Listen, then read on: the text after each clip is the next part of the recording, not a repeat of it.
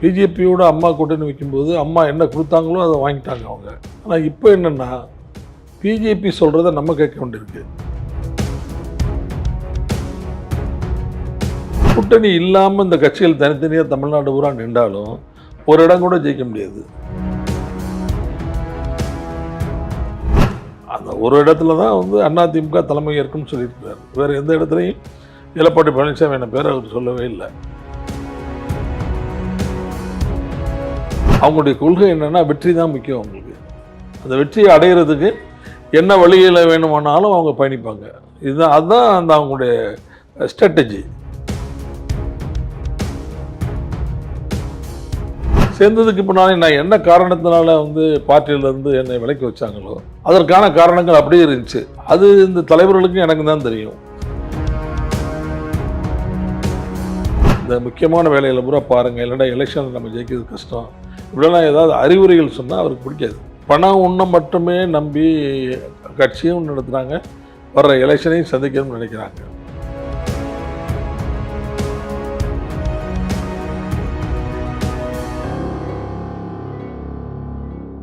News square Tamil நேயர்களுக்கு வணக்கம். இன்று நம்மோடு இணைந்திருப்பவர் திமுகவில் தற்போது இணைந்த திரு அன்வர் ராஜா அவர்கள். வணக்கம் சார். வணக்கம். சார், அதிமுக விட்டு விலக காரணம் என்னது? அதிமுக ஒரு நிர்பந்தத்தின் அடிப்படையில் பிஜேபியோடு கூட்டணி வைத்திருக்கிறது. கூட்டணி வேறு கொள்கை வேறு என்று அதிமுகனுடைய பொதுச் செயலாளர் நம்முடைய எடப்பாடி பழனிசாமி அவர்கள் சொல்கிறார். ஆனால் அப்படி இந்த கூட்டணி வைப்பதன் மூலம் கொள்கை வேறு கூட்டணி வேறு என்கின்ற இலக்கணத்திலிருந்து அவர் மாறுபடுகிறார். சார், தேர்தல் அரசியல்ல ஏற்கனவே இதற்கு முன்பாக ஜெயலலிதா அவர்கள் தலைமையில பாஜக கூட்டணி வச்சிருந்தாங்க. அப்போ இப்போ வச்சிருக்க கூட்டணிக்கு என்ன நிர்பந்தம் ஏற்பட்டிருக்குன்னு சொல்லுங்க. அது வந்து எப்படின்னா, இப்போ கூட்டணி அப்படின்னு சொன்னால் அது என்ன கணக்கு அப்படின்னா, நம்ம சின்ன சின்ன கட்சிகளை கூட்டு சேர்த்துக்கிறது, அந்த கட்சிகளுக்கு ஒரு 2 இடம் 3 இடம் கொடுக்கறது, அந்த கட்சிகளுக்கு ஒரு தொகுதியில் ஒரு 2000 ஓட்டு 1500 ஓட்டு 3000 ஓட்டு இப்படி இருக்கும். தமிழ்நாடு பூரா அந்த சின்ன சின்ன ஓட்டுக்களை 1000 2000 ஓட்டுகளை நமக்கு அவங்க போடுவாங்க. நம்ம ஒரு 4 இடம் 5 இடம் அவங்களுக்கு கொடுத்து மொத்தமாக நம்ம ஓட்டை அந்த 4-5 இடத்துலையும் போட்டு அவங்களே ஜெயிக்க வைப்போம். இதுதான் இந்த கூட்டணி கிவ் அண்ட் டேக் பாலிசி. அந்த மாதிரி அம்மா கூட்டணி வைக்கும்போது இந்த சின்ன சின்ன கட்சிகளுக்கு எத்தனை சீட்டு கொடுக்கலாம் அப்படின்னு கணக்கு பண்ணி இவங்க கொடுப்பாங்க, அவங்க வாங்கிடுவாங்க. இப்போ வந்து ஆனால் இப்போ அப்படி இல்லை. பிஜேபியோட அம்மா கூட்டணி வைக்கும்போது அம்மா என்ன கொடுத்தாங்களோ அதை வாங்கிட்டாங்க அவங்க. ஆனால் இப்போ என்னென்னா பிஜேபி சொல்கிறத நம்ம கேட்க வேண்டியிருக்கு. என்ன காரணம்? அது நம்முடைய இயலாமை தான் காரணம், வேற ஒன்றும் காரணம் இல்லை. ஆமாம், எடப்பாடி பழனிசாமி கண்ட்ரோல் பண்ணணும்ல. அதை நீங்கள் இதே எடப்பாடி பழனிசாமி என்ன பொதுச் செயலாளராக இருக்கும்போது தான் ஏற்கனவே 2021 2019 2 தடவை பிஜேபி கூட்டணி வந்தது. இந்த 2 பிஜேபி கூட்டணியிலையும் பிஜேபியை தன்னுடைய கண்ட்ரோலில் வச்சுருந்தார் நம்ம எடப்பாடி பழனிசாமின்னு. அவர் என்ன கொடுக்குறாரோ அதுதான் வாங்கிட்டாங்க அவங்க. எங்களுக்கு இன்னொரு 3 சீட்டு வேணும் 4 சீட்டு வேணும்னு கூடுதலாக கேட்கும்போது கூட கட் அண்ட் ரைட்டாக இவ்வளோ தான் உங்களுக்கு, இதுதான் உங்களுடைய ஸ்ட்ரென்த்துக்கு ஆன தகுதியான கூட்டணி, தகுதியான எண்ணிக்கை அப்படின்னு அவர் சொல்லிட்டார். போன பார்லிமெண்ட்டும் அப்படி தான், போன அசம்பிளி அப்படி தான். 2019 பார்லிமெண்ட் 2021 அசம்பிளி ரெண்டுமே அப்படி தான். அசம்பிளிலாம் 20 இடத்துக்கு மேலே கொடுக்க முடியாதுட்டார். ஆனால் இன்றைக்கி நிலைமை அப்படி இல்லை. இன்றைக்கி நிலைமை எப்படி இருக்குன்னா, அவங்க சொல்கிறத இவர் கேட்குற மாதிரி இருக்கு. பிஜேபி முக்கிய காரணமாக இருக்கு. அது அவர் நீ இப்போ எடப்பாடி பழனிசாமிகிட்ட ஒரு இன்டர்வியூ வாங்கி போய் கேளுங்க, என்ன முக்கிய காரணம் அப்படின்னு அவர்கிட்ட தான் கேட்கணும். அது வந்து இது கூட்டணிக்கு அழகல்ல. இப்போ வந்து அம்மா வச்சுருந்தாங்க கூட்டணி, அம்மா கொடுக்குறது அவங்க வாங்கிட்டாங்க. அதே மாதிரி திருப்பி 2004 மறுபடியும் கூட்டணி வச்சாங்க, அம்மா கொடுக்குறது தான் அவங்க வாங்கிட்டாங்க. ஈவன் வாஜ்பாயே அப்படி தான் நடந்துக்கிட்டார். ஆனால் இப்போ அந்த கட்டுப்பாடு நமக்குள்ளே இல்லை, எடப்பாடி பழனிசாமி நம்ம கையில் இல்லை. அதனால் கூட்டணி கட்சிகளை பெரிய கட்சிகளை தான் கட்டுப்படுத்தணும். ஏன்னா பெரிய கட்சிகள் ஓட்டு போட்டு தான் கூட்டணி கட்சிகள் ஜெயிக்க முடியும். இந்த கூட்டணி இல்லாமல் இந்த கட்சிகள் தனித்தனியாக தமிழ்நாடு பூரா நின்றாலும் ஒரு இடம் கூட ஜெயிக்க முடியாது. நீங்கள் வந்து உதாரணமாக விஜயகாந்த் எடுத்துக்கங்க. அவர் கட்சி ஆரம்பிக்கும் போது பயங்கரமான அவருக்கு பெரிய ஆதரவு இருந்தது. மதுரையில் அவர் முதல்ல மகாநாடு நடத்தும் போது பெரிய அளவில் கூட்டம் இருந்தது. ஆனால் அந்த முதல் தேர்தலில் அவர் தனித்து போட்டிட்டார் தமிழ்நாடு பூரா. அவர் மட்டும்தான் ஜெயித்தார், அவர் யாரும் ஜெயிக்க முடியல. அப்புறம் தான் அந்த கூட்டணி கான்செப்டுக்கே அவர் வந்தார். அந்த மாதிரி கூட்டணி கட்சிகளுக்கும் சாதாரண சின்ன கட்சிகளோட கூட்டணி போடும்போதும் நம்ம என்ன ஃபார்முலாவை கடைப்பிடிக்கணும்னா, நம்ம அந்த கட்சியினுடைய இது வளர்ச்சிக்கேற்ப இந்த கட்சி எவ்வளவு இருக்குமோ அதற்கேற்ப நம்ம எண்ணிக்கையை பகிர்ந்துக்கிறோம். அதுதான் அந்த கூட்டணி தத்துவமே. அப்போ பெரிய கட்சி தான் சின்ன கட்சியை கையாளணும். இப்போ பிஜேபி இப்போ இந்தியா பூரா பெரிய கட்சி, தமிழ்நாட்டில் அது சின்ன கட்சி. எனவே நம்ம கொடுக்குறத அவங்க வாங்கிக்கிறணும். ஆனால் இப்போ அவங்க கட்டுப்பாட்டில் நம்ம இருக்கிறோம், அவங்க கொடுக்குறத நம்ம வாங்குகிறோம். ஆனால் 2019 2021 அப்படி இல்லை. அம்மா கூட்டணி வைக்கும்போது அப்படி இல்லை. ஆனால் அதே மாதிரி கலைஞர் பிஜேபி கூட்டணி வைக்கும்போதும் அப்படி இல்லை. கலைஞர் காங்கிரஸ் கூட்டணி வைக்கும்போதும் அப்படி இல்லை. கலைஞர் கொடுக்குறத காங்கிரஸ் வாங்கிட்டது, கலைஞர் கொடுக்குறத பிஜேபி வாங்கிட்டாங்க. இந்த மாதிரி ஆர்கியூமெண்ட்ஸ் அதெல்லாம் அப்போ நடக்கலை. ஆனால் இப்போ வந்து கூட்டணிக்கே வந்து இவர் போகாமல் விருப்பம் இல்லாமல் வேறு ஏதோ ஒரு வேலையாக வந்து அமித்ஷா அவர்களை பார்க்குறதுக்கு வந்து டெல்லிக்கு போனது மாதிரி அமித்ஷா அவங்க இவரை பிடிச்சி வச்சு கூட்டணி பேச்சுவார்த்தையெல்லாம் முடிச்சிட்டது மாதிரி தான் அந்த செய்தி நமக்கு வந்தது. இவர் வந்து அமித்ஷா அவர்களை சந்தித்து இவர் வெளியே வந்து நான் வந்து தமிழ்நாட்டினோட நன்மைக்காக 2-3 மனுக்களை கொடுப்பதற்காக வந்தேன் அப்படின்னு எடப்பாடி பழனிசாமி என்ன சொல்கிறாரு. ஆனால் அதுக்கடையில் அமித்ஷா ட்வீட் போட்டார், நான் வந்து நீங்கள் வந்து கூட்டணி முடிஞ்சு எங்களுக்கும் இதுக்கு அதிமுகவுக்கும் கூட்டணி பேச்சுவார்த்தை முடிந்து விட்டது, வரவிருக்கின்ற தேர்தலில் என்டிஏ கூட்டணி ஆட்சி வரும், அந்த கூட்டணி ஆட்சியில் பிஜேபியும் இடம்பெறும், அந்த கூட்டணிக்கு இவர் எடப்பாடி பழனிசாமி தலைமை தாங்குவார் அப்படின்னு சொல்லிட்டார். அதுக்கு பின்னால் வந்து ஒரு இடத்துல கூட எடப்பாடி பழனிசாமி பேர் அவர் சொல்லவே இல்லை. அந்த ஒரு இடத்துல தான் வந்து அதிமுக தலைமை ஏற்கும்னு சொல்லியிருக்கிறார். வேறு எந்த இடத்துலையும் எடப்பாடி பழனிசாமி பேர் அவர் சொல்லவே இல்லை. சொல்லவே இல்லைன்னா இது வந்து எங்கள் மாதிரி ஆளுகளுக்கு சந்தேகத்தை நிறைய உண்டாக்குது. ஏன்னா அவங்க என்ன வேணாலும் பண்ணுவாங்க பிஜேபி. அப்படி தான் ஏற்கனவே நடந்திருக்காங்க பல மாநிலங்களில். வந்து தேவேந்திரநாத் பட்னாவிஸா அல்லது ஏக்நாத் சிண்டேவா அப்படின்னு தேர்தல் நேரங்களில் பிரச்சாரங்கள் வரும்போது இல்லை ஏக்நாத் சிண்டே தான் முதலமைச்சர் அப்படின்னு சொல்லிகிட்டே வந்தாங்க. கடைசியாக என்ன பண்ணாங்க, எலெக்ஷன் முடிஞ்ச உடனே நாங்கள் தான் அதிகமாக ஜெயிச்சிருக்கோம், அதனால் பட்னாவிஸ் தான் முதலமைச்சர், ஷிண்டே துணை முதலமைச்சர் அப்படிங்கிற மாதிரி சொல்லிட்டாங்க. அதே மாதிரி இவங்க என்ன வேணாலும் பண்ணுவாங்க, எலெக்ஷனுக்கு பின்னால் என்ன வேணாலும் பண்ணுவாங்க. அப்படி ஒரு சூழல் இங்கே தமிழ்நாட்டில் அமையன்னு நினைக்கிறீங்களா? தமிழ்நாட்டில் அப்படி ஒரு சூழ்நிலை அமையுதா அமையலையான்னு எனக்கு தெரியாது. ஒரு சட்டமன்ற உறுப்பினரை வச்சுக்கிட்டு ஒரு ஆட்சியே பிடிச்சவங்க அவங்க. ஒரு வட மாநிலங்களில், வடகிழக்கு மாநிலங்களில் ஒரு எம்எல்ஏ தான் இவங்களுக்கு. அந்த ஒரு எம்எல்ஏவை முதலமைச்சராக்கி அவங்களுடைய ஆதரவையெல்லாம் பெற்று முதலமைச்சராக்கி ஒட்டுமொத்தமாக எல்லாத்தையுமே கட்சி மாற வச்சு கவர்மெண்ட்டே பிடிச்சாங்க. அந்த மாதிரிலாம் நடந்திருக்கு. அதனால் என்ன வேணாலும் அவங்க பண்ணுவாங்க. அந்த பண்ணுற வழி என்ன வழி அப்படிங்கிறது முக்கியம் இல்லை. அவங்களுடைய கொள்கை என்னென்னா வெற்றி தான் முக்கியம் அவங்களுக்கு. அந்த வெற்றியை அடைகிறதுக்கு என்ன வழியில் வேணுமானாலும் அவங்க பயணிப்பாங்க. அதுதான் அந்த அவங்களுடைய ஸ்ட்ராட்டஜி, அவங்களுடைய கொள்கை. நீங்கள் வந்து எம்ஜிஆர் காலத்துல இருந்து பயணிச்சுட்டு இருந்தீங்க அதிமுகவில். நடுவில் சில காலம் வந்து அதிருப்தி ஏற்பட்டது அப்படின்னு விலகி இருந்தீங்க. பின்னர் திரும்பவும் அணியில் சேர்ந்துருந்தீங்க, இபிஎஸ் அவர்களை பார்த்து சேர்ந்துருந்தீங்க. அகைன் வந்து விலகிறதுக்கான ஒரு ஏதேனும் ஒரு காரணம் இருக்குங்களா, முக்கியமான ஒரு காரணம்? நான் வந்து 72லேருந்து கட்சியில் தான் இருக்கிறேன். கொஞ்ச நாளைக்கு முன்னால் நீங்கள் விலகி இருந்தீங்கன்னு சொன்னீங்க. நான் விலகிலாம் இல்லை, என்னை விலக்கி வச்சாங்க, எக்ஸ்பெல்டு ஃப்ரம் தி பார்ட்டி.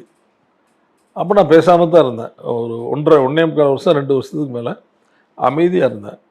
அதுக்கு பின்னால் மறுபடியும் அவங்க கூப்பிட்டாங்க, மறுபடியும் போய் சேர்ந்தேன். சேர்ந்ததுக்கு பின்னாலே நான் என்ன காரணத்தினால வந்து பார்ட்டியிலேருந்து என்னை விலக்கி வச்சாங்களோ அதற்கான காரணங்கள் அப்படியே இருந்துச்சு. அது இந்த தலைவர்களுக்கும் எனக்கு தான் தெரியும். என்ன காரணம்? எது சொன்னாலும் கேட்க மாட்டாங்க. ஏதாவது முக்கியமான விஷயங்கள் நம்ம சொல்லி இப்படி இருக்குது இப்படி இருக்குது, நீங்கள் இப்படி பண்ணுங்க, இப்படி பண்ணால் நம்ம கட்சி ஜெயிக்கிறதுக்கான வாய்ப்பு இருக்குது, பார்ட்டி வந்து இதுவரை டீப் ரூட் வரையும் நீங்கள் கொண்டு போங்க, இந்த முக்கியமான வேலைகளை பூரா பாருங்கள், இல்லைன்னா எலெக்ஷனில் நம்ம ஜெயிக்கிறது கஷ்டம், இப்படிலாம் ஏதாவது அறிவுரைகள் சொன்னால் அவருக்கு பிடிக்காது. ஏன் சார்? கேட்க மாட்டார். ஏன்னா அவர்கிட்ட தான் கேட்கணும், கேட்க மாட்டார். அந்த மாதிரி பணம் உண்ண மட்டுமே நம்பி கட்சியும் நடத்துகிறாங்க, வர்ற எலெக்ஷனையும் சந்திக்கணும்னு நினைக்கிறாங்க. அவங்க அப்படி தான் அவங்க நினைக்கிறாங்க. இப்போ எடப்பாடி பழனிசாமி என்னை பொறுத்தவரை பணம் இருக்குது பார்த்துக்கலாம், மக்களுக்கு ஓட்டு போட்டுருவாங்க அப்படிங்கிற மாதிரி நினைக்கிறாங்களே தவிர பணம் வந்து எல்லா கட்சியும் 80% கொடுக்குறாங்க. ஒரு தேர்தலில் ஒரு தொகுதி இருந்தால் 80% 75% வாக்காளர்களுக்கு பணம் கொடுக்குறாங்க. எல்லா கட்சியும் கொடுக்குறாங்க. கொடுத்தாலும் அந்த பணத்தை வாங்கிட்டு அந்த பூத்தில் ஓட்டை எண்ணி பார்த்தோம்னா அந்தந்த கட்சியினுடைய ஸ்ட்ரென்த்துக்கு அளவுக்கு தகுந்த ஓட்டு தான் அங்கே விழுதுருக்கு. பணம் வாங்கணுங்கிறதுக்காக மொத்தமாக எல்லோரும் பணம் வாங்கின எல்லா அந்த கொடுத்த கட்சிக்கே அப்படியே ஓட்டு போடுறதில்ல. அப்படி நிலைமை இருக்கும்போது பணத்தை மட்டும் நம்பி எப்படி நம்ம எலெக்ஷன் நிற்க முடியும்? எலெக்ஷன் நிற்க முடியாது. அதை நான் பல தடவை சொல்லியிருக்கேன். ஆனால் அதெல்லாம் பார்த்தீங்கன்னா அவங்க கவலைப்படுற மாதிரி தெரியல. அது வந்து என்ன காரணம் அப்படிங்கிறது எனக்கு தெரியல. அதுக்கான காரணம் என்ன அப்படிங்கிறது எனக்கு தெரியல.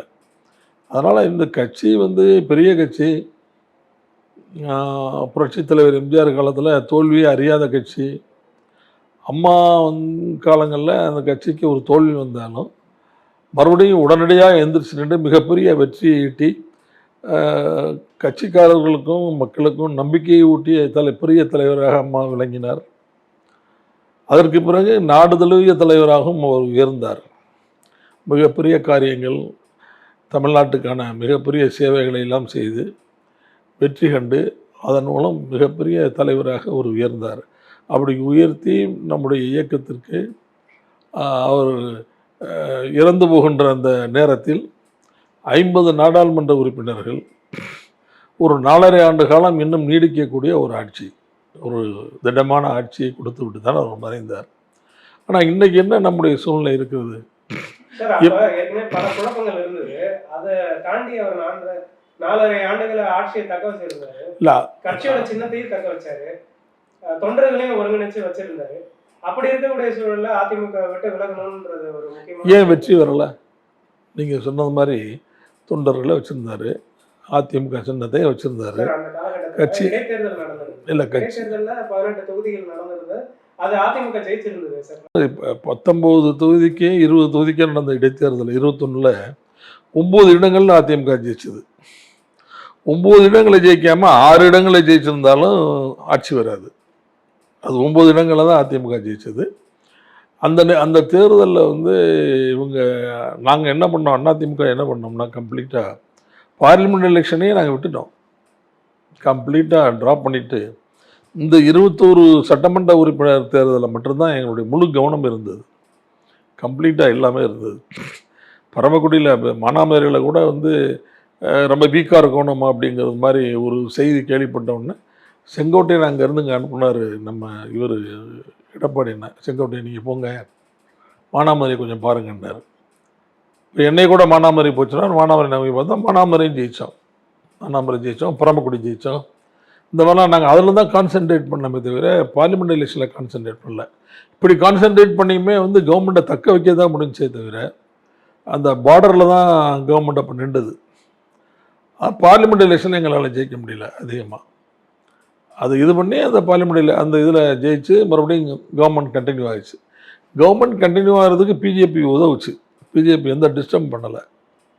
ஏன் பிஜேபி டிஸ்டர்ப் பண்ணலைன்னா அதுலேயுமே பிஜேபிக்கு வந்து சுயநலம் இருக்குது.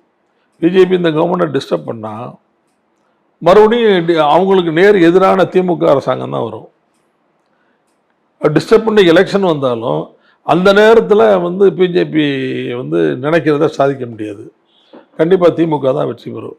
அதுக்கு அதிமுகவே இருக்கட்டும், அதிமுகவுக்கு நம்ம ஆதரவு கொடுப்போம் அப்படிங்கிற மாதிரி தான் அவங்களுடைய மனோநிலை, அன்னைக்கு இருந்த மனோநிலை. அதனால தான் வந்து அந்த எங்கள் ஆட்சி நீடிக்க முடிஞ்சது, நிலைக்க முடிஞ்சது. அவங்க விரும்பின முதலமைச்சர் இல்லாவிட்டாலும் சென்ட்ரல் கவர்மெண்ட் விரும்பின முதலமைச்சர் வந்து ஓபிஎஸ் தான். அந்த சாய்ஸ் அவங்களுக்கு ஓபிஎஸ் தான். இல்லாவிட்டாலும் வெற்றி பெற்ற இபிஎஸ் வந்து மத்திய அரசாங்கத்தினுடைய நம்பிக்கை பெறுகின்றவராக தன்னை மாற்றிக்கொண்டார். அதற்கு வேண்டிய முயற்சிகள் எல்லாம் செய்து அதில் வெற்றி பெற்றார். அதனால தான் அவர் அந்த ஆட்சியை தக்க வைக்க முடிஞ்சது, ஆட்சியை கொண்டு போனார். மற்றபடி வேறு எந்த காரணமும் ஆட்சியை நிலைத்திருக்கிறதுக்கு வேறு எந்த காரணமும் இல்லை. சார், இப்போ ஓபிஎஸ் அவர்கள் வந்து முதல்வர் ஸ்டாலின் அவர்களை சந்திச்சிருக்காரு. நீங்க ஏற்கனவே திமுக இணைஞ்சிருந்தீங்க. ஏதேனும் ஒரு முக்கிய சம்பவம் நிகழ வாய்ப்பு இருக்கு? நான் திமுக இணைஞ்சது இந்த 21ஆம் தேதி தான். இப்போ என்னிலிருந்து 10 நாளோ 11 நாளோ தான் ஆகுது. இது நடுவாக நடக்கிற விஷயம். ஓபிஎஸ் ஒரு முன்னாள் முதலமைச்சர், ஏற்கனவே வந்து நிறைய போராடிக்கிட்டு இருக்கிறவர். அவர் திடீர்னு போய் சிஎம்ஐ பார்த்துருக்குறாரு. அது என்னென்னு இனிமேல் தான் தெரியும். உங்களுக்கே பத்திரிகையாளருக்கே தெரியாத போது எனக்கு என்ன தெரியும்? சரி, ஏன்னா அதிமுகவோட தொண்டர்கள் எதிர்பார்க்கறது என்னன்னா, கட்சி வந்து ஒருங்கிணையணும், பிரிந்து போனவர்கள் நீக்கப்பட்டவர்கள்னு சொல்லக்கூடியவர்கள் எல்லாருமே இணையணும் அப்படின்றது தான் தொண்டர்களுடைய எண்ணமா இருக்குன்னு சிலர் சொல்றாங்க. அதை தான் நான் சொன்னேன். அதனால தான் என்ன நீக்கினாங்க. நான் அதை தான் தம்பி சொன்னேன். அதை தான் சொன்னேன். நீங்கள் வந்து ஓபிஎஸ்ஸை சேர்த்துக்குங்க, ஓபிஎஸோட இருக்கிற தொண்டர்களை பூரா சேர்த்துக்குங்க. டிடிவி தினகரன் அவரோட பேசி அவரை சேர்த்துக்கிறாட்டாலும் அவர் ஒரு தனி கட்சி வச்சுருக்கிறார், அவரோட கூட்டணி வைங்க. சின்னம்மாவை சேர்த்துக்குங்க. 10.5% வேணாம், இப்போ அது கொடுக்க வேண்டாம். பிஜேபி கூட்டணி வேண்டாம். இது பூரா நீங்கள் பண்ணீங்கன்னா ஆட்சி மறுபடியும் பிடிச்சிடலாம் அப்படின்னு நான் சொன்னேன். போன தேர்தல் நான் சொன்னது 2021 இந்த மாதிரி எல்லா விஷயங்களும் நான் பேசினேன் அவங்கள்ட்ட. அவங்க ஒத்துக்கல யாருமே. 10.5 அது வந்து காரணம் வந்து சுயநலம் தான், வேறு எந்த காரணமும் இல்லை. 10.5% வந்து அவங்க கொடுக்கலைன்னா எடப்பாடி பழனிசாமி என்ன அவருடைய தொகுதி எடப்பாடியிலே ஜெயிக்கிறது கஷ்டமாயிரும். ஏன்னா அங்கே வந்து வன்னியப்புற மக்களுடைய ஓட்டு 60-70% மேலே இருக்குது. அதனால தான் அவர் அவ்வளோ வேகமாக 10.5 கொடுத்தது, 10.5% கொடுத்தது. இங்கே 10.5% கொடுத்ததுனால சவுத்தில் வந்து முக்களத்தோர் ஓட்டு பூரா நம்முடைய ஓட் பேங்காக இருந்த ஓட்டு நம்ம வீட்டு போயிடுச்சு. அப்போ நம்ம வீட்டு போனோடனே மிகப்பெரிய எதிர்ப்பு நமக்கு சவுத்தில் வந்துருச்சு. ஒவ்வொரு கட்சிக்கும் ஒரு ஓட் பேங்க் இருக்குது. அதிமுகவுடைய ஓட் பேங்கே முக்களத்தோர் தான். அந்த ஓட்டு வந்து இந்த 10.5 நம்ம விட்டு போயிடுச்சு. அப்போ போனால் எப்படி ஜெயிக்கிறது? நமக்கு வந்து ஜெயிக்கிறதுக்கான வாய்ப்பு எங்கே இருக்குது? ஒரு வாய்ப்பும் இல்லை. அதை நாங்கள் எனக்கு சொன்னதை அவங்க கேட்கல. அதுக்கு பின்னால் இவங்களெல்லாம் சேர்த்துருந்தா நல்லாயிருக்கும். இவங்களை அவங்க சேர்க்கலை. இவங்களை அந்த பிரிஞ்சு போனவங்கள பூரா சேர்த்துருந்தா பிஜேபி கூட்டணியே தேவையில்லை. இன்னைக்கு கூட பிரிஞ்சு போனவங்கள பூரா இவங்க வந்து எடப்பாடி எல்லாம் வாங்க நம்ம எல்லோரும் சேர்ந்து ஒன்றா இருப்போம்னு சொன்னால் கூட்டணி கட்சியில் அது வாட்டுக்கு தன்னால் நம்மள்கிட்ட வரும். நம்ம போய் கூவி அழைக்க வேண்டியதில்லை. நான் மெகா கூட்டணி அமைப்பேன் அப்படின்லாம் வந்து அறிக்கையெல்லாம் கொடுக்க வேண்டிய தேவையில்லை. அதிமுகவில் போனால் 2 சீட்டாவது கிடச்சிரும், ஜெயிச்சிடலாம் அப்படிங்கிற மாதிரி நம்பி நம்மள்கிட்ட வருவாங்க. இப்போ அந்த நம்பிக்கை இல்லாமல் இவரே போய் கூவி நீங்கள் வாங்க எங்கள்கிட்ட கூட்டணிக்கு வாங்க, மெகா கூட்டணி அமையும்னு சொல்லிகிட்டே இருக்கார். பெரிய கட்சியெல்லாம் வரப்போகுதுன்னு சொல்கிறாரு. என்ன பெரிய தமிழ்நாட்டில் 2 பெரிய கட்சி அதிமுகவும் திமுகவும் தான். அதுக்கு அடுத்த பெரிய கட்சி எந்த கட்சி இருக்குது? இருந்தால் தாவேக்காவாக இருக்கலாம் இப்போ சொல்கிறத பார்த்தா. ஆனால் அது வந்து ப்ரூஃப்டு மாஸ் இல்லை. அது எவ்வளோ பர்சன்டேஜ் அதுக்கு ஓட்டு இருக்குங்கிறது அவருக்கு விஜய்க்கும் தெரியாது, மக்களுக்கும் தெரியாது, யாருக்கும் தெரியாது. அதனால் வந்து அதை வந்து ஒரு கட்டுப்பாட்டுக்குள்ளேயோ ஒரு கணக்கிலேயே நம்ம உள்ளெடுக்க முடியாது. அதனால் வந்து நமக்கு அதனால் என்ன பயன் வரப்போகுது, எத்தனை சீட் பிடிக்க போகிறோம்னு தெரியாது. அவர் பூஸ்டப் பண்ணிக்கிட்டு இருக்கிறார். விஜய் என்ன சொல்கிறாருன்னா, நாங்கள் தான் வந்து ஆட்சியை பிடிப்போம், நாங்கள் தான் முதலமைச்சர் அப்படின்னு சொல்லிட்டு அவர் கொள்கை ரீதியாக சொல்கிறாரு. வந்து அரசியல் எதிரி திமுக, கருத்தியல் எதிரி பிஜேபி அப்படின்னு சொல்கிறாரு. ரெசல்யூஷன் பாஸ் பண்ணியிருக்கிறாரு. இந்த பிஜேபியோடும் திமுகவோடும் கூட்டணி கிடையாது அப்படின்னு ரெசல்யூஷன் பாஸ் பண்ணியிருக்கிறாரு. இப்போ இந்த சிச்சுவேஷனில் எப்படி இவங்களோட அவர் சேருவார்? இவங்களோட அவர் சேரவும் மாட்டார், அவரோட இவங்களும் சேர முடியாது. அவர் வந்து சீமான் தனியத்தான் நிற்கிறாரு.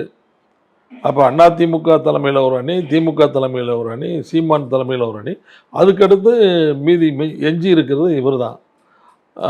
நம்ம விஜய் அவர் தான். அப்போ 4 அணி நிற்கிறது உறுதியாயிருச்சு. இந்த 4 அணியில் திமுக அண்ணா திமுகவை தவிர மற்ற அணிலாம் ஒன்றும் சேரமாட்டா அதுக்கான வாய்ப்பு இல்லை. அதுக்கான வாய்ப்பு இல்லாத போது திமுக ஈஸி வாக் அவுட் தான். திமுக ரொம்ப ஈஸியாக ஜெயிக்கிறதுக்கான வாய்ப்பு தான் இது. சார் நீங்கள் இப்போ திமுக வந்தது பிறகாக அதிமுகவில் இருக்கக்கூடிய முக்கிய உறுப்பினர்கள் யாரும் வர வாய்ப்பு இருக்கா சார்? அதுக்கு காலம்தான் பதில் சொல்லணும். வர்றாங்களா இல்லையா என்னங்கிறது அவங்க தான் முடிவு பண்ணணும். அதுக்கு இன்னும் டைம் இருக்குல்ல, இன்னொரு 10 மாதம் இருக்குது எலெக்ஷனுக்கு. அதில் என்ன வேணாலும் நடக்கலாம். இந்த நேற்று ஒரு 3 நாளில் பாருங்கள் என்ன நடந்துச்சு. பிரைம் மினிஸ்டர் அப்பாயின்மெண்ட் கேட்டார் ஓபிஎஸ், அவருக்கு கிடைக்கல. அவர் நம்மளை புறக்கணிக்கிறாங்க அப்படிங்கிற எண்ணம் அவருக்கு வந்துருச்சு. இப்போ இதுக்கு மேலே இவங்களை போய் நம்ம இது பண்ணிக்கிட்டு இருக்க முடியாது அப்படின்னு உடனே இம்மீடியட்டாக அவர் சடனாக பிஜேபி எதுக்க ஆரம்பிச்சிட்டாரு. பிஜேபிக்கு எதிரான கருத்துக்களை சொல்ல ஆரம்பிச்சிட்டாரு. சார் கடந்த சில மாதங்களுக்கு முன்பாக செங்கோட்டையன் அவர்கள் அதிருப்தியில் இருக்காரு. அவர் டெல்லியில் போய் பாஜகவோட மூத்த உறுப்பினர்களையும் அமைச்சர்களையும் சந்திச்சாரு அப்படின்னு சொல்லப்பட்டது. ஒருவேளை செங்கோட்டையன் அவர்கள் அதிமுக விட்டு விலக வாய்ப்பு இருக்கா சார்? அதிமுக விட்டு விலக வாய்ப்பு இருக்கிற மாதிரி எனக்கு தெரியல. அந்த மாதிரி வாய்ப்பு இல்லை. சென்ட்ரல் மினிஸ்டர்ஸை ஏன் சந்தித்தார் அப்படின்னு நமக்கு தெரியல. அவங்க அழைப்பின் பேரில் தான் இவர் போயிருக்கணும். இவராக போய் நான் சந்திச்சிருக்க முடியாது. அவங்க அழைப்பின் போய் இவர் நம்ம நிர்மலா சீதாராமனை பார்த்துருக்கிறாரு. இது இவங்களெல்லாம் பார்த்துருக்காரு, போய் பார்த்துருக்கிறாரு. சின்ன தலைவரோட 2 தடவை பேச்சுவார்த்தை நடத்தியிருக்கிறாரு. நிர்மலா சீதாராமன் தமிழ்நாட்டுக்கு வந்த போது கூட தமிழ்நாட்டில் அவங்கள போய் பார்த்துருக்கிறாரு. இது அவர் என்ன நோக்கம் அப்படின்னு புரியல. சார் உங்களுக்கு எம்பி பதவி தரப்படலை, அதோடைய அதிருப்தி காரணமாக தான் நீங்கள் அதிமுக விட்டு விலகுனீங்கன்னு ஒரு சிலர் சொல்கிறாங்க. எந்த எம்பி? ராஜ்யசபா எம்பி பதவி நீங்கள் கேட்டிருந்ததாகவும் அதுக்கு அதிமுகவில் ஒப்புதல் அளிக்கலை அப்படின்றதுனால நான் 1977 இந்த கட்சி துவங்கினதுலேருந்து எம்பி சீட்டு கேட்டுக்கிட்டு இருக்கேன், எம்எல்ஏ சீட்டு கேட்டுக்கிட்டே இருக்கேன். புரியுதா? எந்த தேர்தலையும் நான் சீட்டு கேட்காத தேர்தலே இல்லை. சீட்டு கேட்கலைன்னா கட்சி வீக்காக இருக்குன்னு நினைப்பாங்களே அப்படிங்கிறதுக்காக தலைமை கழகத்துலேருந்தே சொல்லிடுவாங்க, நீங்கள் பணம் கட்டுங்க அப்படின்னு சொல்லுவாங்க. நான் பணம் கட்டிக்கிட்டே இருக்கேன், தொடர்ந்து பணம் கட்டிக்கிட்டே இருக்கேன். 77லேருந்து எனக்கு எப்போ இடம் கிடச்சின்னா 2001 தான் அசம்பிளிக்கு இடம் கிடச்சி. 86ல் ஊராட்சி ஒன்றிய பெருந்தலைவர் தேர்தல் நேரடியான தேர்தல். அந்த தேர்தலில் தலைவர் இடம் கொடுத்தாரு, அதில் நான் ஜெயித்தேன். 2001 அம்மா கொடுத்தாங்க அசம்பிளி எலெக்ஷன், அதில் நான் ஜெயித்தேன், அமைச்சரானேன். இந்த மாதிரி வந்தது. அப்புறம் 2014 அம்மா பார்லிமெண்ட் சீட்டு கொடுத்தாங்க. பாருங்கள் எவ்வளோ 10 வருஷத்துக்கு பிரேக் விட்டு தான் எனக்கு இடம் கிடச்சிருக்கு. கொடுத்தாங்க, நான் ஜெயித்தேன். அவ்வளோதான். கேட்குறதுங்கிறது எல்லோரும் கேட்பாங்க. கிட்டத்தட்ட ஒரு 100 பேருக்கு மேலே கேட்டாங்க ராஜ்யசபா சீட்டு. 100 பேருக்கு மேலே கேட்டால் அவர் யாரை செலக்ட் பண்ணுவார்? அந்த செலக்ட் பண்ணுற அதிகாரம் பொதுச் செயலாளருக்கு தான் இருக்குது. நல்ல செலெக்ஷன் தான் அவர் பண்ண 2 பேருமே. அதுலாம் எனக்கு எந்த அதிருப்தியும் இல்லை. அதெல்லாம் எதிர்பார்க்குற ஆளும் நான் இல்லை. சார் இப்போ இஸ்லாமியர்களுக்கு எதிராக நீங்கள் வாக்களிச்சிங்க, பாஜக கொண்டு வந்த திட்டங்களுக்காக நீங்கள் வாக்களிச்சிங்க, அங்கே கொண்டு வரக்கூடிய பில்ஸுக்கெல்லாம் நீங்கள் ஆதரவாக வாக்களிச்சிங்கன்னு சொல்லப்பட்டது சார். அதிமுகவுடைய செய்தி தொடர்பாளர்கள் பேசும்பொழுது சொல்கிறாங்க, இஸ்லாமியர்களுக்கு எதிராக நீங்கள் இருந்தீங்க அந்த காலகட்டத்தில் அப்படின்னு சொல்லி. இஸ்லாமியர்களுக்கு எதிராகவா? இஸ்லாமியர்களுக்கு எதிராக பாஜக கொண்டு வந்த அந்த மசோதாக்களுக்கு நீங்கள் ஆதரவாக வாக்களிச்சிங்க. நான் பார்லிமெண்ட்டில் இருந்தது 2014 to 2019. இந்த வரலாறுலாம் அந்த சொல்கிறவங்களுக்கு தெரியாது, சும்மா ஏதோ சொதப்பிக்கிட்டு இருக்காங்க. 2014 to 2019 நான் பார்லிமெண்ட் உறுப்பினராக இருக்கும்போது 2016 அம்மாவுடைய மரணம் டிசம்பர், அதுவரையும் நான் அம்மா என்ன சொல்கிறாங்களோ அதன்படி தான் நடந்தோம். அதுக்கு பின்னால் 16லேருந்து 17, 18, 19 மீதி 2.5 வருஷமே கட்சியினுடைய பொதுச் செயலாளர் எடப்பாடி பழனிசாமி என்ன சொல்கிறாரோ அதை தான் நாங்கள் ஃபாலோ பண்ணோம். அன்றைக்கு அவர் பொதுச் செயலாளராக இல்லையா சார்? இணை ஒருங்கிணைப்பாளர் அப்படின்னு. ஆமாம்மா, ஒருங்கிணைப்பாளர், இணை ஒருங்கிணைப்பாளர், சீஃப் மினிஸ்டர். அவர் சீஃப் மினிஸ்டர் அந்தஸ்தில் இருந்தார். அதனால் அவங்கெல்லாம் கலந்து தான் சொல்லுவாங்க எதாக இருந்தாலும். எனக்கு இந்த முத்தலாக் பில் ஒன்று தான் நான் இருக்கும்போது முக்கியமான பில். அந்த பில்லில் என்ன நம்ம பேசணும் அப்படிங்கிறத அம்மா இருக்கும்போதே எனக்கு இன்ஸ்ட்ரக்ஷன் கொடுத்துட்டாங்க. ஏன்னா அந்த பில் 2014 ஃப்ளோட் பண்ணிட்டாங்க பார்லிமெண்ட்டில். ஆனால் அதை விவாதத்துக்கு எடுத்துக்கல, அப்படி விட்டுட்டாங்க. அது 6 மாதத்துக்கு ஒருக்கா அந்த பில்லை ரெனியூல் பண்ணிக்கிட்டே வருவாங்க. இதுதான் அந்த பார்லிமெண்ட் சட்ட நடைமுறை. அப்போ அந்த பில்லை வந்து 2017 தான் எடுக்கிறாங்க, 17 டிசம்பரில் தான் எடுக்கிறாங்க. அம்மா 2016 இறந்து போயிடுறாங்க. அப்போது எடப்பாடி பழனிசாமினே என்னை கூப்பிட்டு கேட்டார், அம்மா இப்படி இப்படி சொல்லியிருக்காங்க அப்படின்னு நான் சொன்னேன். மத்திய அரசாங்கத்திலிருந்து இப்படி கடிதம் வந்திருக்கு, நம்ம எப்படி பதில் எழுதுறது, 3 கேள்வி கேட்டிருக்காங்கன்னு சொன்னோன்னே 3 கேள்விக்கு இப்படி இப்படி எழுதலாம்னு சொன்னேன். நாங்கள் சொன்ன மாதிரியே தான் அவர் எழுதி இங்கேருந்து அனுப்புனார். அப்போ அந்த பில் பார்லிமெண்ட்டில் வரும்போது நீங்களே அம்மா சொன்ன மாதிரி பேசியிருங்கன்னு அவர் சொல்லிட்டாரு. அப்போ நான் அம்மா சொன்ன மாதிரி தான் நான் பேசினேன். நான் எதிர்த்து தான் பேசினேன். அந்த பில்லை எதிர்த்து முஸ்லீம்களுக்கு ஆதரவாக தான் இவங்க பேச சொன்னாங்க, இஸ்லாமியர்களுக்கு ஆதரவாக தான் நான் பேசினேன். அந்த பில் நான் பேசின பில்லுங்கிறது ரொம்ப பிரசித்தி பெற்ற பேச்சு. அது புக்காகவே வந்திருக்கு. அந்த நான் 3 தடவை பேசினதும் புக்காக போட்டிருக்கோம். வேறு எந்த பில்லும் நான் 2019 வரையும் இது ஒன்று தான், அந்த பில்லு தான் வந்தது. 2019க்கு பின்னால், அதுக்கு பின்னால் தான் குடியுரிமை திருத்த சட்டம்லாம் அதுக்கு பின்னால் தான் வருது. சிஏஏ அது இதெல்லாம் அதுக்கு பின்னால் தான் வருது. அதுக்கு பின்னால் நான் பார்லிமெண்ட் உறுப்பினராகவே இல்லை. அதனால் அது வந்து அவங்க சொல்கிறது ஒரு தவறான தகவல். சார், இப்போ இதற்கடுத்து உங்களுடைய நடவடிக்கை என்னவாக இருக்க போகுது? ஏன்னா நீங்கள் திமுக இணைஞ்சிட்டீங்க. இஸ்லாமியர்களை திமுகவுக்கு ஆதரவாக வாக்களிக்க வைக்கக்கூடிய பிரச்சாரங்களில் ஈடுபட வாய்ப்பு இருக்கா? இல்லை, இஸ்லாமியர்களை மட்டுமல்ல, தமிழ்நாட்டில் இருக்கிற எல்லா வாக்காளர்களையும் திராவிட முன்னேற்ற கழகத்தின் பக்கம் ஈர்ப்பதற்குரிய என்னுடைய எல்லா முயற்சிகளையும் நான் செய்வேன். சார், சிறுபான்மையினர் வாக்கு வங்கி வந்து அதிமுகவுக்கு எப்பயுமே இருக்கா? ஏன் இல்லை?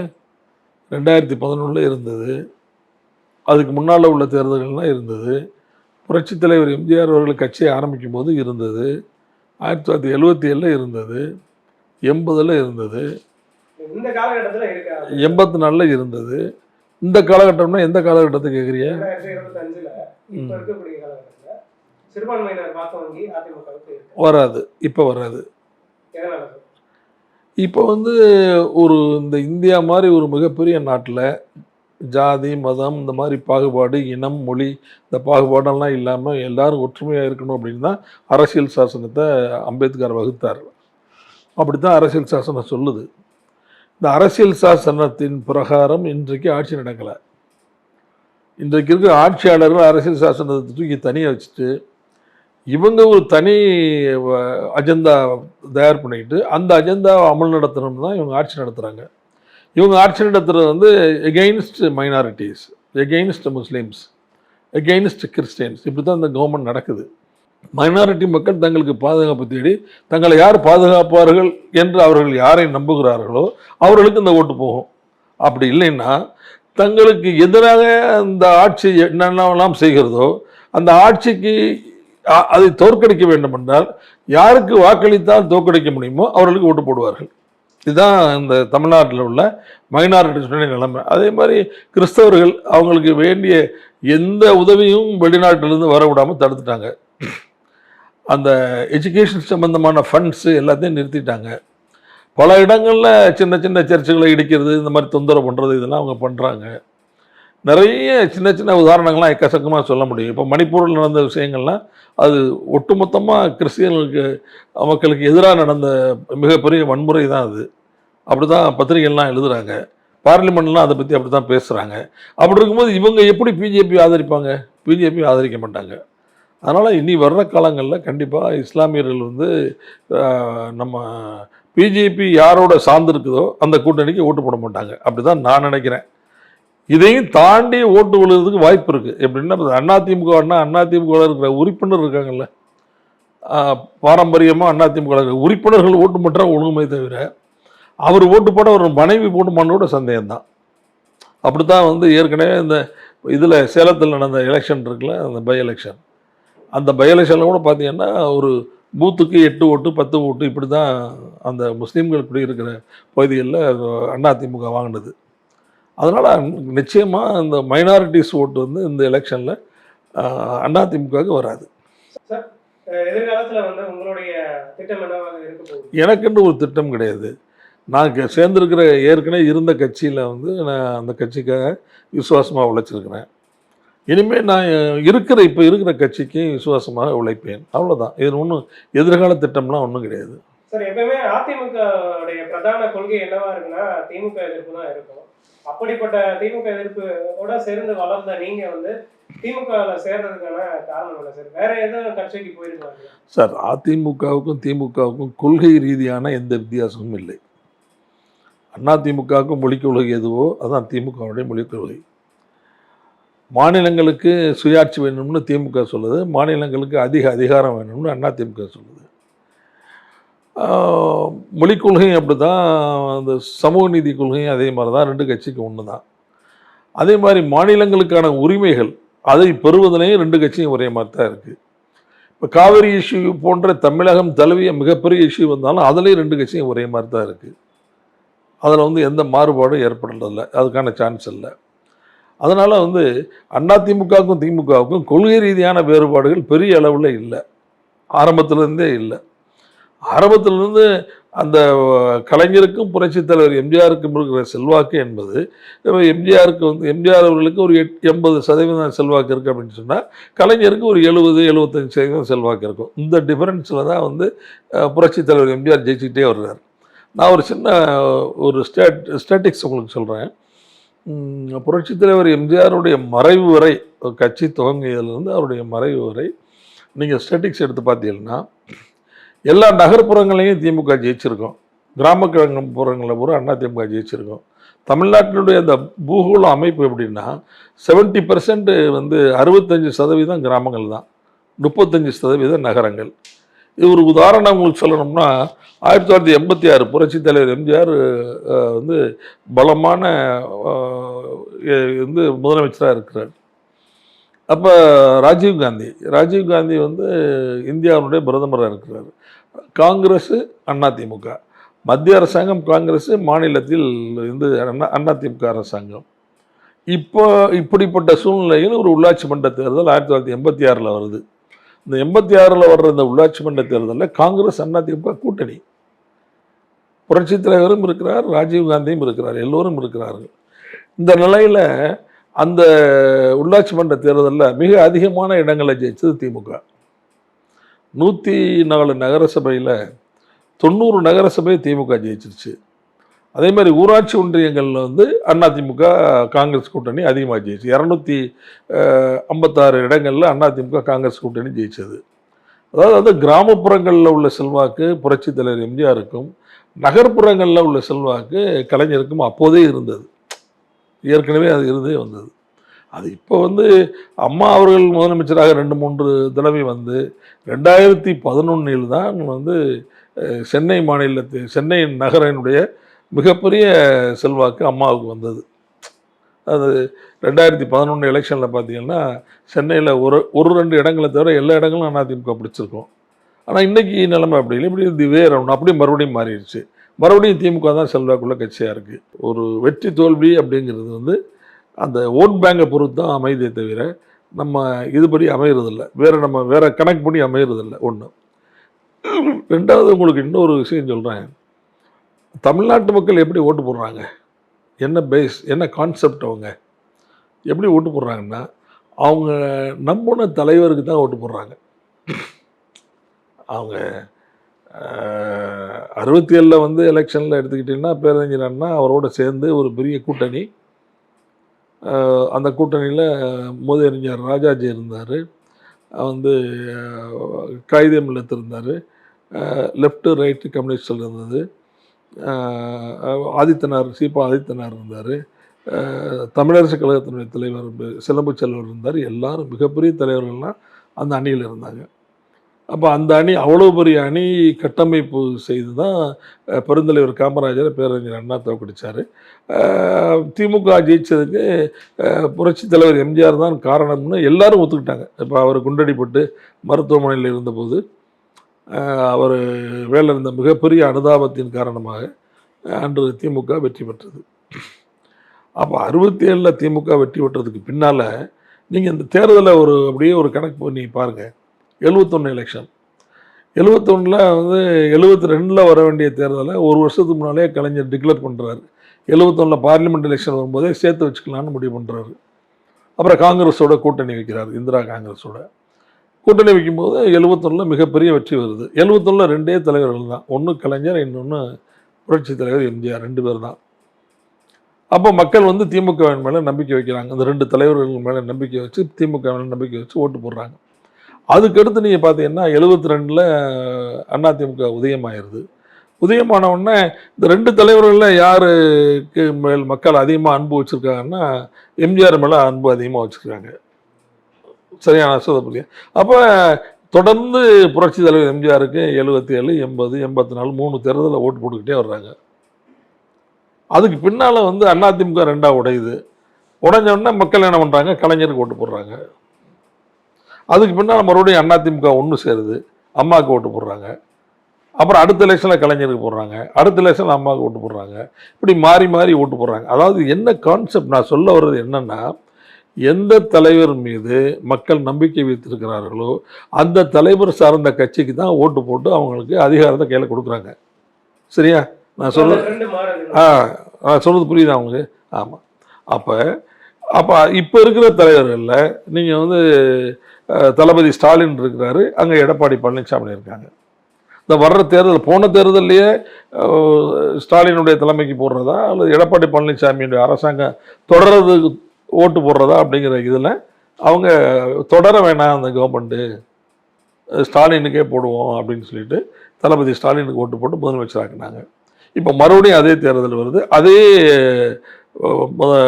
இவங்க கேண்டிடேட் தான் இருக்கிறாங்க. அந்த பக்கம் இவர் இருக்கார், எடப்பாடி பழனிசாமி இருக்கிறார், இந்த பக்கம் மு.க. ஸ்டாலின் இருக்காங்க.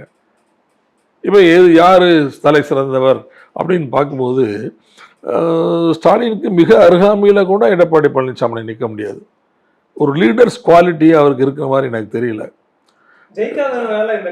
அப்படி இல்லை. நான் ஏற்கனவே பல தடவை சொல்லியிருக்கேன், அவர்கிட்டயே நேரடியாக சொல்லியிருக்கேன், செயற்குள்ள பேசும்போதே கூட சொல்லியிருக்கேன். எப்படின்னா ஜெயிக்காதனால அப்படி சொல்லலைன்னா, இப்போ நீங்கள் ஒரு தலைவர் இருக்காங்க, இப்போ அம்மா தலைவராக இருந்தாங்க, கலைஞர் தலைவராக இருந்தார், அந்த லீடர்ஸ் குவாலிட்டி எங்கள் 2 பேர்கிட்ட இருந்தது. அது நீங்கள் ஒத்துக்கிறீங்களா? இருந்தது. ஒரு தடவை அம்மா சொன்னாங்க, அந்த சென்னை கடற்கரை கூட்டத்தில் வந்து வாஜ்பாய் அத்வானி எல்லாத்தையும் வச்சுக்கிட்டு உங்கள் கூட நாங்கள் கூட்டணி வைக்கிறோம், இப்போ நீங்கள் வந்து நாங்கள் சொல்கிற குறைந்தபட்ச செயல் திட்டத்தை ஒத்துக்கிறணும், நீங்கள் வந்து பாபர் மசூதி கட்டணம் அப்படிங்கிறதுலாம் அது, அப்புறம் வந்து காமன் சிவில் கோட் அப்படிங்கிறது, பொது சிவில் சட்டம் அப்படிங்கிறது, காஷ்மீருக்கான சிறப்பு அந்தஸ்தை நீக்கிறது அப்படின்னு இந்த மாதிரி பழங்காலத்து கொள்கைகளை எல்லாம் ஒரு ஐஸ் பெட்டியில் போட்டு பூட்டி, ஒரு பெட்டியில் போட்டு பூட்டி ஐஸ் பெட்டியில் 40 வருஷத்துக்கு அப்படியே எடுக்காமல் பேசாமல் வைங்க அப்படின்னு அம்மா சொன்னாங்க. சொல்லிவிட்டு குறைந்தபட்ச செயல் திட்டம் அப்படின்னு சில திட்டங்களின் அடிப்படையில் தான் அந்த கூட்டணியே வந்தது, அந்த இதில் கடற்கரை கூட்டத்தில். அப்புறம் அதுக்கு பின்னால் அம்மா அந்த கூட்டணி முடிச்சுட்டு மறுபடியும் இந்த கூட்டணியிலேருந்து வெளியே வந்து மதச்சார்பற்ற அணின்னு ஒரு அணியை அமைக்கும்போது அந்த முஸ்லீம் தலைவர்கள் வந்து அம்மாட்ட வந்து கூட்டணி பேசும்போது அம்மா ரொம்ப வெளிப்படையாக சொன்னாங்க, நான் ஏற்கனவே ஒரு தவறு செய்து விட்டேன், பிஜேபியோட கூட்டணி வைத்தது மிகப்பெரிய தவறு, அந்த தவறுக்காக பகிரங்கமாக மக்களிடம் நான் மன்னிப்பு கோருகிறேன், கேட்டுக்கொள்கிறேன். மன்னிப்பு கேட்டுக்கொள்வதில் எனக்கு ஒன்றும் இது வருத்தமில்லை, நான் அஞ்சவில்லை, பயப்படவில்லை, அதற்கென்று ஒரு தனி தைரியம் வேண்டும், அது என்னிடம் இருக்குதுன்னு அம்மா சொன்னாங்க. ஜனங்கள்லாம் ரொம்ப பாராட்டினாங்க அதை. இதுதான் லீடர்ஸ் குவாலிட்டி அப்படிங்கிறது. இப்போ வந்து ஒரு காரு மாதிரி இன்னொரு காரு மாதிரி போய் அமித்ஷாவை பார்க்குறாரு நம்ம தலைவர். எதுக்காக பார்த்தீங்க அப்படின்னு கேட்டால் ஒன்றும் பதில் இல்லை. பார்த்துட்டு திரும்பி வரும்போது நான் மனு கொடுக்குறதுக்காக வந்தேங்கிறாரு. இவர் இங்கேருந்து போகும்போது என்ன சொல்லிட்டு போனார், அதிமுகவுக்கு கட்டடம் கட்டியிருக்காங்க, ஆஃபீஸ், அந்த ஆஃபீஸை பார்க்க போகிறேன்னு சொன்னார். அதை மக்கள் நம்பிக்கைக்கு உரிய தலைவராக அவர் இல்லையே. நான் என்ன சொல்கிறேன்னா, மக்கள் நம்பணுமே. திடீர்னு பிஜேபியிலேருந்து கூட்டணி இல்லைன்னு சொல்கிறாரு, அப்புறம் மறுபடியும் பிஜேபி கூட்டணிங்கிறாரு. இப்போ மறுபடியும் பத்திரிகைலாம் என்ன எழுதுறாங்கன்னா, இவர் வந்து இன்னொரு 3-4 மாதத்துக்குள்ள பிஜேபியிலேருந்து கட் பண்ணிக்கிட்டு வந்து இங்கிட்டு வந்துடுவார், ரகசியமாக தாவேக்கோட பேசிக்கிட்டு இருக்காருன்னு சொல்கிறாங்க. இப்போ மக்களின் நம்பிக்கைக்குரிய தலைவராக இல்லாத ஒருவர் மிக மிக நம்பிக்கைக்குரிய தலைவராக விளங்கி கொண்டிருக்கிற ஸ்டாலின் அவர்களோடு போட்டியிட்டு வெற்றி பெற முடியுமா? அந்த கேள்வி நான் உங்களுக்கே வைக்கிறேன், நீங்கள் நல்லா யோசிச்சு பாருங்கள். அதனால் வந்து ஜனங்கள் வந்து தமிழ்நாட்டு ஜனங்கள் வந்து ஸ்டாலின் மேலே தளபதி ஸ்டாலின் மேலே நிறைய நம்பிக்கை வச்சுருக்காங்க. அவர் வந்து இவங்க 2 பேரில் யார் சிறந்தவர் அப்படின்னு நீங்கள் பார்த்தீங்கன்னா 75-25 தான் இருக்குது. 75% ஸ்டாலின் தான் முதலமைச்சராக வரணும்னு மக்கள் நம்புகிறாங்க. அந்த அடிப்படையில் தான் அவரோட தேர்தல் ரிசல்ட் அமையும். அதனால் திரும்பவும் மறுபடியும் ஸ்டாலின் முதலமைச்சராக வர்றதுக்கான வாய்ப்புகள் அதிகமாக இருக்குது. சார் யூஸ்வலாக இந்த பேட்டர்ன் நடந்தது இல்லை சார். திமுக அதிமுக அப்படின்னு தான் வந்துட்டு இருந்தது, மாறி மாறி ஆட்சியில் அமைந்தது. 2011 அப்புறம் 2016 அதிமுக அதை பிரேக் பண்ணுங்க.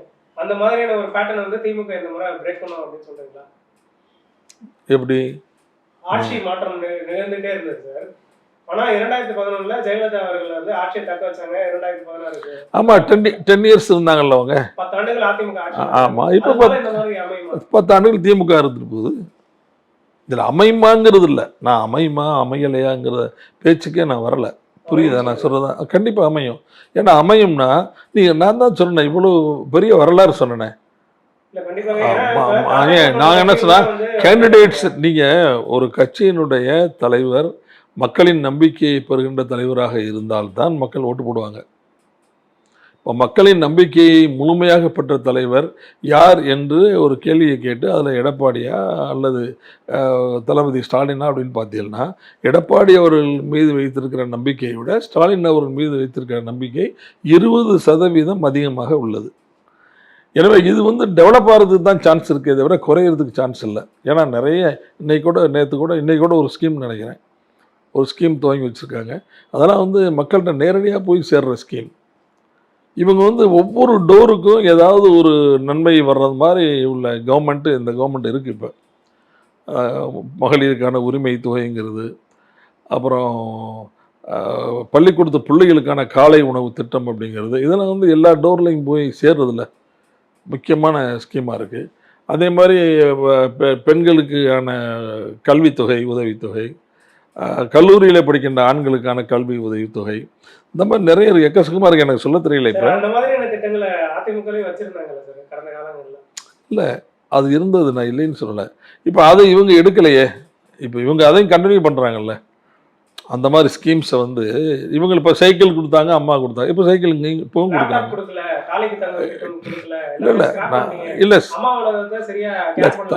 இல்லை தாலிக்கு தங்கம்ங்கிறது அவங்களே நிறுத்திட்டாங்க, எங்கள் கவர்மெண்ட்லேயே நிறுத்திட்டாங்க அப்போவே. ஏன்னா அது வந்து தங்கத்தின் விலை ரொம்ப உச்சிக்கு போயிடுச்சு, அதனால் கொடுக்க முடியலன்னு 2 வருஷம் ஸ்டாப் பண்ணிட்டாங்க. அதுக்கு மேலேயும் கொடுக்க முயற்சிக்கலை, ஏன்னா பொருளாதாரம் அதுக்கு ஒத்துழைக்கலை, அதனால் கொடுக்கல. அவங்க அம்மா கொண்டு வந்து திட்டமே தவிர அந்த திட்டத்தை எடப்பாடி பழனிசாமி முதலமைச்சராக இருக்கும்போது அதை வந்து டைலூட் பண்ணிட்டாங்க, அந்த திட்டத்தை கண்டினியூ பண்ணலை. அதனால் அதுக்கு வந்து இப்போ இருக்கிற அரசாங்க பொறுப்பு இல்லை. ஆனால் இப்போ இவங்க செய்கிறதுக்கான முயற்சிகள் பண்ணிகிட்டு இருக்காங்க. அதையெல்லாம் இப்போ அம்மா உணவகத்தை மறுபடியும் நல்லா பண்ணிக்கிட்டு வர்றாங்க. நிறைய நல்லா அது விடலை அவங்க, அது பூரா அது மாதிரி அது வந்து கேர் பண்ணல. அம்மா உணவு இல்லைன்னா அந்த இதில் வந்து கொரோனா காலங்களில் நிறைய பேருக்கு மிகப்பெரிய கஷ்டம் வந்திருக்குமே. அதெல்லாம் ஒன்றும் இல்லை, நல்லா தான் பண்ணுறாங்க. இவங்களே அமைச்சர்களே சில உணவகங்களை போய் பார்க்குறாங்க, என்னென்ன குறை இருக்குன்னு பார்த்துட்டு உடனே அதை சரி பண்ணுறாங்க. இந்த ஆண்டு பட்ஜெட்லேயே மாநகராட்சியில் அதுக்காக தனி நிதி ஒதுக்கியிருக்காங்க. அதெல்லாம் நல்லா பண்ணுறாங்க. சார் இப்போ இளைஞர் சக்தி வந்து திமுகவை நோக்கி போகுதா இல்லை அதிமுகவை நோக்கி போகுதா இல்லை புதுசாக தொடங்கப்பட்ட தாவேகாவை நோக்கி போகுதா? தேர்தல் முடிவு வந்தோன்னு நான் உங்களுக்கு சொல்கிறேன் இந்த புள்ளி வர கணக்கெல்லாம் யாரை நோக்கி போகுது அப்படின்னு. பல்வேறு கேள்விகளுக்கு பதிலளிச்சிங்க, மிக்க நன்றி சார். நன்றி, வணக்கம்.